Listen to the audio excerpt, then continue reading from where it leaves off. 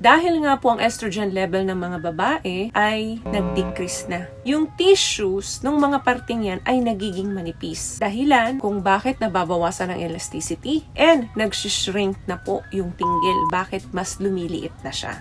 Maitim ba skin? Underarm at singit mo? K-Skin ang bahala sa'yo. Premium ang ingredients, paraben-free and sulfate-free, and FDA-approved, kaya safe for everyone. With K-Skin, ibalik ang alindog mo. Huwag nang magpahuli.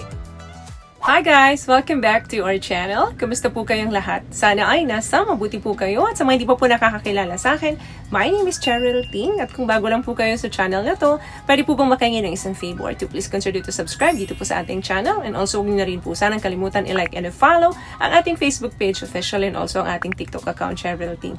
Maraming salamat po. And for today's video, is another concerned video po. Ang sabi niya is, Ma'am, ask ko lang po, pagka po ba nasa 60 na po ang edad ng isang babae, umuurong na po ba yung kanyang tinggil? Salamat po. The answer is yes. Yung salitang umuurong or medyo lumiliit, totoo po yan. Kapag ang babae po ay nasa mid-50s na or 60s na, normal po itong nangyayari sa mga kababaihan na nag-shrink yung kanilang mga tinggil as we age. Particularly po, after menopause. Dahil po ito sa pag-decrease or yung pagbawas ng estrogen levels naming mga kababaihan. Dahilan kung bakit may changes po na nangyayari sa tissues ng vulva and ng clit or ng tinggil naming mga kababaihan. Kaya po mas nagiging thinner or numinipis at medyo less na po ang elasticity. This is normal part ng aging ng mga kababaihan. Okay, pag-usapan pa natin ang mas detailed explanation ng mga pagbabago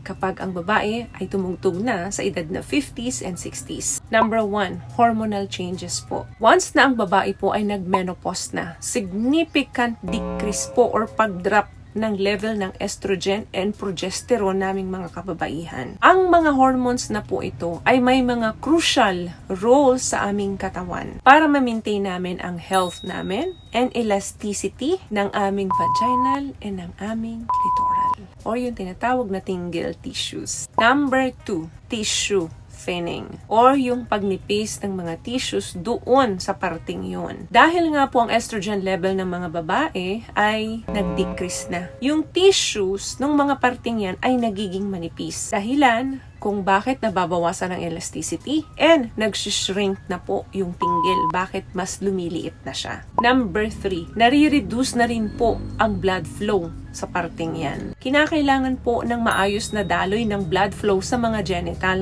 naming mga kababaihan. Parang sa inyo din po yan. Para magkaroon kayo ng strong na erection, kinakailangan maayos po ang daloy ng dugo dyan. Yan po ang dahilan kung bakit nare-reduce or nababawasan yung sensitivity ng ari ng babae. Kaya hindi po ba kayo nagtataka dati, ang bilis niya makatapos, ang bilis niya makiliti, pero ngayon, kailangan mo na ng mas mahabang foreplay para talaga masatisfy si misis. Kasi bakit? Kasi nga, nababawasan na ang sensitivity dahil ang blood flow po ay hindi na pumupunta ng marami dyan. Kaya kahit na anong tagal lang ginagawa mo minsan kay misis, kung dati is 20 minutes na bumababa ka sa kanya, okay na siya. Ngayon, inaabot ka na ng 30 minutes o almost 1 hour. Hindi pa rin nagre-react si misis. Dahil po yan sa pag-reduce ng blood flow doon sa area na yan. What I love about this product, itong No More Dark Secret ng K-Skin, bukod sa may advanced whitening na siya na kung saan pwede niyang matulungan na pumuti yung mga singit-singit mo, moisturizing, meron siyang anti-irritation, antibacterial, maintain healthy pH level. Hindi lang pambabae, meron din po tayong pang-lalaki. Another thing na effect po kapag ang babae ay nasa 60s or 50s na.